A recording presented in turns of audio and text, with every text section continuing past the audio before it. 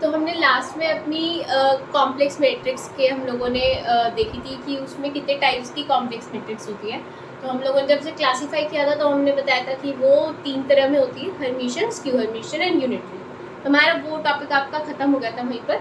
अब इसके कुछ क्वेश्चंस करेंगे जिससे हमें थोड़ा आइडिया मिलेगा कि किस तरह से हम लोग उन्हें पहचानते हैं कि वो एक स्क्यू हर्मिशियन है, यूनिटरी है, सिमेट्रिक है, स्क्यू सिमेट्रिक है और ऑर्थोगोनल है।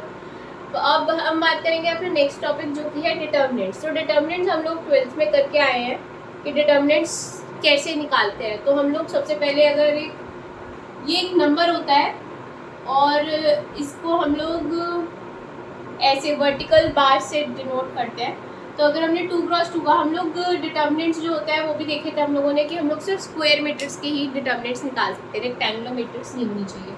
तो सपोज 2x2 की आपने ये ले ली 7, तो इसका डिटर्मिनेंट क्या होता है, जो डायगोनल मतलब ये जो है डायगोनल उन दोनों का मल्टीप्लाई होएगा और जो ऑफ डायगोनल है उनका मल्टीप्लाई। तो 2 × 7 = 14, बीच में माइनस का साइन लगता है और ऑफ डायगोनल वाले मैट्रिक्स का एलिमेंट्स का मल्टीप्लाई होगा तो 14 - 2 = 12। तो डिटर्मिनेंट वैसे एक नंबर होता है और नंबर को हम लोग किस तरह से कैलकुलेट करते हैं वो आप देख चुके हो कि 2x2 में तो सिंपली ऐसे हो जाता है। अब बात करते हैं अगर 3x3 की हो तो 3x3 का ले लेते हैं 0,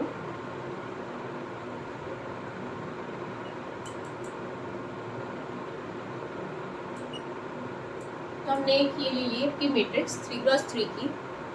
ज़्यादा 3x3 पे ही जाता है, 2x2 और 3x3 4x4 पे जाता ही नहीं।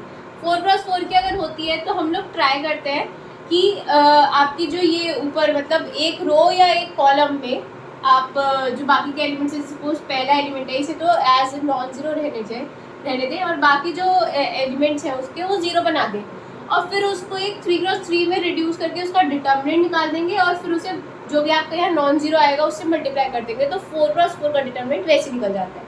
पहले 3x3 का देखते हैं। तो इसमें हम लोग क्या करते हैं, अगर आप किसी भी रो या किसी भी कॉलम के कोरस्पॉन्डिंग एक्सपेंड करते हो तो क्या रहता है, मैं ज़्यादातर क्या करती हूँ फर्स्ट रो के कोरस्पॉन्डिंग एक्सपेंड करती हूँ। तो पहला एलिमेंट लिखा 1, ठीक है।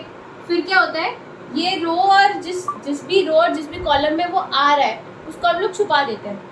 तो ये पहली रो में आ रहा है इसको छुपा दिया और पहले कॉलम में इसको छुपा दिया तो आपके पास ये बना। तो इससे आप ऐसे लिख सकते हो 1 7 2 0। अब हमें इसका डिटर्मिनेंट निकालना है एक तरह से और 1 से उसे मल्टीप्लाई करना है। और हमारा चलता कैसे है, हम लोग अभी आगे देखेंगे इन्वर्स जब निकालते हैं तो कोफैक्टर्स और आपको माइनर्स एडजॉइंट भी सबकी ज़रूरत पड़ती है। तो कोफैक्टर्स कैसे निकालते हैं, माइनस कैसे निकालते हैं वो भी देखेंगे, ठीक है। तो ये चलता है हमारा प्लस माइनस प्लस, इस तरह में चलता है। तो प्लस आगे आ गया, अब बीच में आएगा माइनस और साथ में आपका फर्स्ट रो के कोरस्पॉन्डिंग एक्सपैंड कर रहे हैं तो सेकेंड एलिमेंट हो गया 3। अब ये जिस में आ रहा है उस रो और उस कॉलम को छुपा देते हैं। तो ये पहली रो में आ रहा है, सेकेंड कॉलम में आया, इसे छुपा दिया, बचा क्या आपके पास 8 2 7 0, राइट। फिर प्लस माइनस प्लस, ज़ीरो के साथ देखो हम कुछ भी मल्टीप्लाई करेंगे वो तो ज़ीरो ही आएगा तो फ़ायदा कुछ नहीं है, हम लोग इसमें कुछ करते ही नहीं, ज़ीरो ही रहेगा। अब बस इसे सॉल्व कर लेते हैं। तो ये 1 इसका हो जाएगा, ये डायगोनल माइनस ऑफ डायगोनल, 1 × 0 0, -7 × 2 14, तो ये आ जाएगा माइनस के 14 -3, ये 0 -14, तो ये भी आ गया -3 -14, तो ये आएगा -14 प्लस 14 × 3 होंगे आपके 42, ये आ गया आपका 28। तो डिटर्मिनेंट इज अ नंबर और वो हमें मिल गया आपका 28। कैसे आया 3x3 का हम देख लेते हैं दोबारा से एक बार फिर से। किसी भी रो किसी भी कॉलम के आप कोरस्पॉन्डिंग एक्सपेंड करते हो तो वो उसका प्लस माइनस प्लस वो जरूर देखते हैं। तो ये चलता है plus minus plus minus plus minus और फिर दोबारा से प्लस माइनस प्लस, याद आता है। ट्राई करा करो फर्स्ट रो के कोरस्पॉन्डिंग एक्सपेंड करो, इजी रहता है। तो हमने पहला एलिमेंट लिया, जो भी रो और जो भी कॉलम में आया था उसको छुपा दिया, जो बाकी बचे उसका डिटर्मिनेंट निकालेंगे 1 से मल्टीप्लाई। फिर दूसरा एलिमेंट लिया, साथ में माइनस आया था इसे -3 कर दिया। अब जिस भी कॉलम में आ रहा होगा उसको हमने छुपा दिया, बाकी का जो बचा उसका डिटर्मिनेंट निकाल देंगे। ऐसे ही थर्ड वाला करेंगे और फिर उसके बाद उसको सॉल्व करके हमारा निकल जाएगा इसका डिटर्मिनेंट। तो डिटर्मिनेंट बहुत इजी था। अब इसकी कुछ प्रॉपर्टीज़ होती है कि जो प्रॉपर्टीज़ आपकी डिटर्मिनेंट सेटिस्फाई करता है, और यही आपकी यूज़फुल हो जाती है जब आपका क्वेश्चन आता है। तो कभी कभी ऐसे आपको दे रखा होता है कि उसके लिए प्रॉपर्टीज़ किस तरह से यूज़ होती है वो बता देती हूँ मैं आपको। सपोज ए का डिटर्मिनेंट दे रखा है, कुछ भी, डिटर्मिनेंट ऑफ ए इज 2, तो आपसे ये पूछ सकते हैं डिटर्मिनेंट इसके एक ट्रांसपोज के डिटर्मिनेंट का क्या होगा। तो हमारे पास प्रॉपर्टी होती है जिससे कि हम लोग बता पाते हैं कि ए ट्रांसपोज का डिटर्मिनेंट भी क्या होगा। तो इस तरह से क्वेश्चन आ जाते हैं आपके, और ये थोड़ा सा इंपॉर्टेंट टॉपिक है आपका डिटर्मिनेंट का। फिर आप जो पढ़ोगे उसके बाद जो इनवर्स और एडजॉइंट, वो भी इंपॉर्टेंट है, उनकी भी कुछ प्रॉपर्टीज़ होती है। फिर उसके बाद जो हमारा आता है रैंक और आइगन वैल्यू, उसका बहुत बड़ा रोल है और उसमें डिटर्मिनेंट की ज़रूरत कभी कभी पड़ती है। जो मैं आपको एक दो ट्रिक्स सिखाऊंगी उसमें डिटर्मिनेंट्स की ज़रूरत पड़ती है, और उसी से हम लोग अपनी आइगन वैल्यू या रैंक या फिर उसको डिपेंडेंट और इंडिपेंडेंट कैसे बताते हैं, उस चीज़ के लिए डिटर्मिनेंट्स की बहुत ज़रूरत है। तो उसकी प्रॉपर्टीज़ देखते हैं। तो ये रही हमारी प्रॉपर्टीज ऑफ डिटर्मिनेंट। तो सबसे पहली प्रॉपर्टी है जो भी मैंने क्वेश्चन बताया था कि अगर जो डिटर्मिनेंट किसी भी मैट्रिक्स का आप डिटर्मिनेंट निकाल रहे हो और आप उसका ट्रांसपोज कर दो उस मैट्रिक्स का और उसका डिटर्मिनेंट निकालो तो वो सेम आएगा। मैं सिर्फ अभी एक दो का प्रूफ बता रही हूँ या एक दो को सॉल्व कर बता रही हूँ कि कैसे आप पता कर पाओगे कि ये प्रॉपर्टीज बनी कैसे। बाकी जो एक दो होंगी वो मैं स्टेट कर दूँगी, सिर्फ आप उसको बस पढ़ लेना कि वो किस तरह से होती है।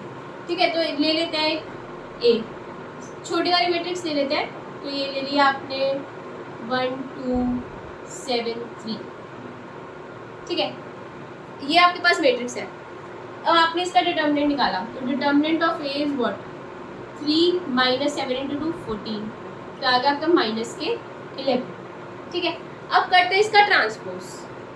तो ये ट्रांसपोज क्या हो जाएगा, यहाँ लिख देते हैं, ये हो जाएगा 1 2 7 3।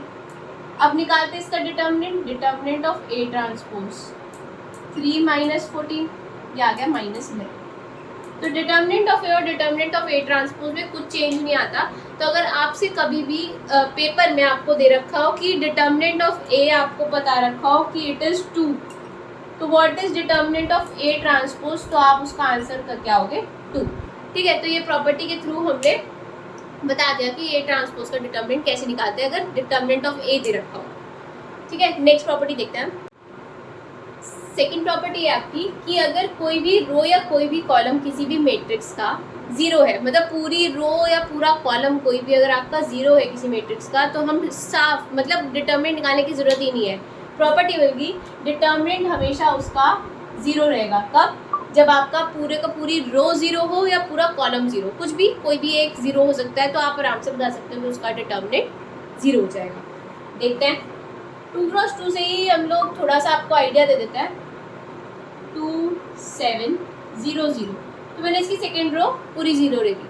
अब डिटर्मिनेंट निकालो तो पता चल ही रहा है, ये मल्टीप्लाई करोगे आपका आ गया 0 माइनस ये 0, तो ये 0 आ गया।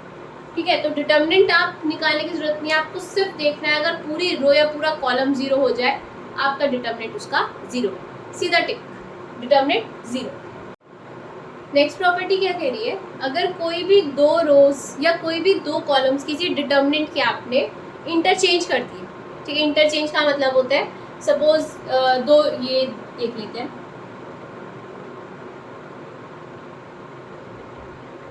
तो ये दो रो है, आपने इन्हें इंटरचेंज कर दिया, मतलब ये जो सेकेंड रो थी उसको लिया है ऊपर और फर्स्ट रो को लिया है नीचे, इंटरचेंज हो गई। तो कोई भी दो रो या दो कॉलम्स आपने डिटर्मिनेंट के इंटरचेंज कर दिए, तो जो डिटर्मिनेंट होगा ना वो आपका डायरेक्ट हम लोग कह सकते हैं कि वो -1 से मल्टीप्लाई हो जाएगा। देखते हैं कैसे। देखो इसका डिटर्मिनेंट आया 6 - 7 5 = 35, जो कि हो गया आपका माइनस के 20। ठीक है, अब यहाँ ऐसी इसका निकालिए ज़रा, तो 5 - 42,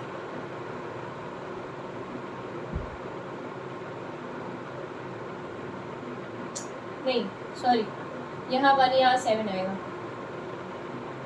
तो 35 - 6।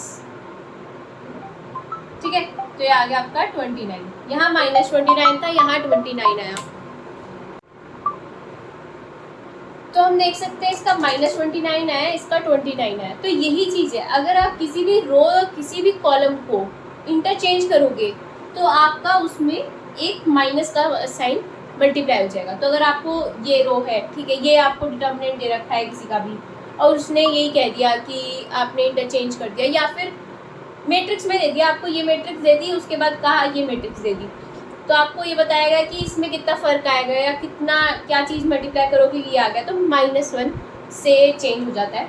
ठीक है, जैसे आपने एक ही रो चेंज करी है कि कॉलम चेंज किया तो -1, आप दो रो चेंज करोगे तो -1 और -1 मतलब -1 का स्क्वायर हो जाएगा तो 1 ही, वापस से वही डिटर्मिनेंट बन जाएगा। तो ये इस तरह से होता है कि अगर दो रोज या दो कॉलम्स आपके डिटर्मिनेंट के इंटरचेंज हो तो जो वैल्यू होती है डिटर्मिनेंट की वो माइनस से मल्टीप्लाई होती है। माइनस से मल्टीप्लाई कर दिया तो मैंने 29 आ गया, मैंने करके दिखा दिया आपको। बाकी आप डायरेक्ट कर सकते थे, इंटरचेंज करने के बाद इसका जो डिटर्मिनेंट होएगा इंटरचेंज हुई हुई मैट्रिक्स का वो 29 हो जाएगा, माइनस से मल्टीप्लाई। नेक्स्ट प्रॉपर्टी है आपकी कि अगर आपने किसी भी एक रो या किसी भी एक कॉलम को आपने किसी सेम नंबर से मल्टीप्लाई कर दिया, किसी डिटर्मिनेंट के आपने एक मैट्रिक्स ली, उसका डिटर्मिनेंट निकाला, अब उस डिटर्मिनेंट में आपने किसी एक रो को या किसी एक कॉलम को आपने किसी नंबर से मल्टीप्लाई कर दिया, सेम नंबर ही होना चाहिए, तो जो मल्टीप्लाई होके फिर आपका जो डिटर्मिनेंट आएगा दोबारा से वो क्या हो जाएगा, that will be k times the value of the given determinant. तो जो भी डिटर्मिनेंट दे रखा होगा वो उसका k टाइम्स और मल्टीप्लाई होके आपको डिटर्मिनेंट मिल जाएगा। तो इसको भी देख लेते हैं। 5 7 9 10, ठीक है, इसका डिटर्मिनेंट आपने निकाला तो इट विल बी 50 माइनस 7 9 63, ये आ जाएगा माइनस के 13। ठीक है, अब मैं किसी भी रो को या किसी भी कॉलम को एक नंबर से मल्टीप्लाई कर देती हूँ, तो मैं फर्स्ट कॉलम को मल्टीप्लाई कर देती हूँ 2 से, तो 2 से मल्टीप्लाई किया 10 हो गया, और 2 से मल्टीप्लाई कर गया 18 हो गया, ये हो गया 7, ये हो गया 10।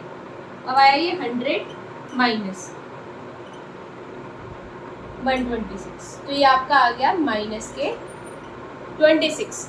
तो अब देखो ये -13 है, ये -26 है, तो ये इस तरह से है -2 इंटू माइनस के 13। जो डिटर्मिनेंट की जो भी वैल्यू थी उसमें बस आपने k टाइम्स वो नंबर मल्टीप्लाई कर दिया जो आपने सब में करा, 2 से आपने मल्टीप्लाई किया था वही आपने कर दिया, तो आपको ये वाली मैट्रिक्स का डिटर्मिनेंट मिल गया -26। पर ये क्या है, ये k टाइम्स है जो भी गिवन डिटर्मिनेंट था उसका, k टाइम्स मतलब 2 टाइम्स है आपका जो भी गिवन डिटर्मिनेंट था। तो ये प्रॉपर्टी है कि अगर आप किसी भी रो या किसी भी कॉलम को एक नंबर से मल्टीप्लाई करते हो तो जो भी आने वाला इसके बाद जो आएगा डिटर्मिनेंट वो पहले वाले डिटर्मिनेंट का उसी नंबर से मल्टीप्लाई होके वो आपका डिटर्मिनेंट नया वाला डिटर्मिनेंट बन जाएगा। तो ये प्रॉपर्टी बहुत आ जाती है, इस तरह की भी आती है और एक दूसरी भी आती है, वो भी बताते हैं।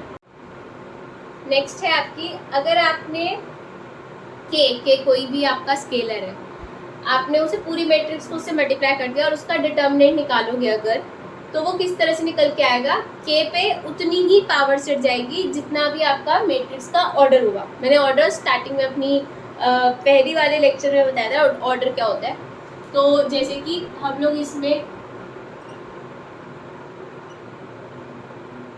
तो ये 2 क्रॉस 2 की मैट्रिक्स है तो ऑर्डर इसका 2, ये बताया था मैंने। तो अब सपोज मैंने इसमें पूरी इस मैट्रिक्स में किसी k से मल्टीप्लाई कर दिया, तो मैंने 2 से ही मल्टीप्लाई कर दिया सपोज, तो हो जाएगा 4 2 और 6 4। ठीक है, तो वो कह रहा है जो भी आएगा वो क्या आएगा, k की पावर n, तो k आपका है यहाँ पर 2 और n भी क्या है 2, क्योंकि ऑर्डर 2 का है। ठीक है, तो वो k की power n determinant of a, और डिटर्मिनेंट ऑफ a निकालोगे जो कि आ रहा है आपका 4 - 3 1, तो ये आपका आएगा कुछ इस तरह से 2 की पावर 2 इंटू 1, तो ये आएगा आपका 4। तो देखते हैं वही आ रहा है क्या, 4 4 जा 16 माइनस 6 2 जा 12, तो ये आ गया 4। तो ठीक है, मतलब आप किसी भी मैट्रिक्स में किसी पूरी जगह स्केलर को मल्टीप्लाई कर दोगे वो क्या होएगा, वो k की power n determinant of a निकल कर आएगा। ठीक है, तो ये काफ़ी बार पूछ लेते हैं आपसे कि डिटर्मिनेंट ऑफ ए आपको कुछ दे रखा है, ठीक है, और हमने ऐसे पूछ सकते हैं आपसे, determinant of A is 3 suppose ये दे दिया, और आपसे पूछा गया 2a का डिटर्मिनेंट क्या होगा अगर ए आपकी 2x2 की मैट्रिक्स है, ठीक है, ए इज अ 2x2 मैट्रिक्स और डिटर्मिनेंट ऑफ 2a निकालना है। तो हमें पता है ये k है, तो k n क्या हो जाएगा 2, और डिटर्मिनेंट ऑफ a दे रखा है जो कि आपका 3, तो ये हो जाएगा 4 × 3 12, तो ये हो जाएगा डिटर्मिनेंट की वैल्यू, 2a के डिटर्मिनेंट की वैल्यू आ जाएगी 12, ठीक है। तो प्रॉपर्टीज हमें पता होनी चाहिए, तो हम कोई भी क्वेश्चन कर सकते हैं, सारी सब पे अप्लाई हो जाता है जो भी क्वेश्चन दे रखा हो उस पर, ठीक है। तो अब एक दो और प्रॉपर्टी करते हैं, ज़्यादा और है नहीं इसमें, कुछ है जो हम लोग स्किप भी करते तो कोई दिक्कत नहीं है। तो मैं एक दो और प्रॉपर्टीज़ बता के और फिर हम नेक्स्ट वीडियो जो होगी उसमें हम लोग एडजॉइंट और इन्वर्स के बारे में डिस्कस करेंगे। तो ये है हमारी नेक्स्ट प्रॉपर्टी जो कि क्या कह रही है कि डिटर्मिनेंट कोई भी ए बी दो आपके पास स्क्वायर मैट्रिक्स दे रखी है, तो आपने उनको ऐड करके आपने उसका डिटर्मिनेंट निकाला, तो वो कह रहे हैं वो ऐसे स्प्लिट नहीं होता, determinant of A determinant of be kind of कह दो कि ये लीनियर नहीं होती। तो ये चीज़ होती है कि सम आपका स्प्लिट नहीं होता अलग अलग में, पर अगर हम वही प्रोडक्ट करें डिटर्मिनेंट ऑफ ए बी का निकालें तो it will be determinant of A determinant of B, ये आपका स्प्लिट होके निकल जाता है। Determinant of A B will be determinant of A determinant of B, पर सम में नहीं होती है।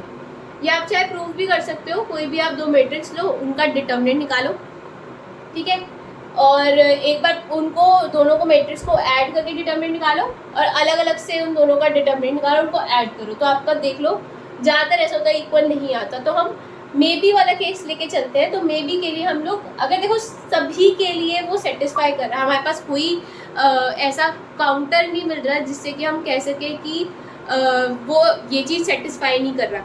मतलब आपको कोई भी ले लो और आपको दिख रहा है कि determinant of A plus B is equal to determinant of A determinant of A plus determinant of B, अगर आपको हर के लिए ये चीज़ मिल रही है, इक्वालिटी मिल रही है, तो फिर हम लोग इसमें अनइक्वल वाला चीज़ नहीं कह सकते। पर किसी भी एक के लिए अगर आपको अनइक्वल मिल रहा है ना, तो इसका मतलब आपकी जो प्रॉपर्टी है इक्वालिटी वाली वो कभी हो नहीं सकती। तब हम यही लेके चलते हैं कि इट इज़ नॉट इक्वल।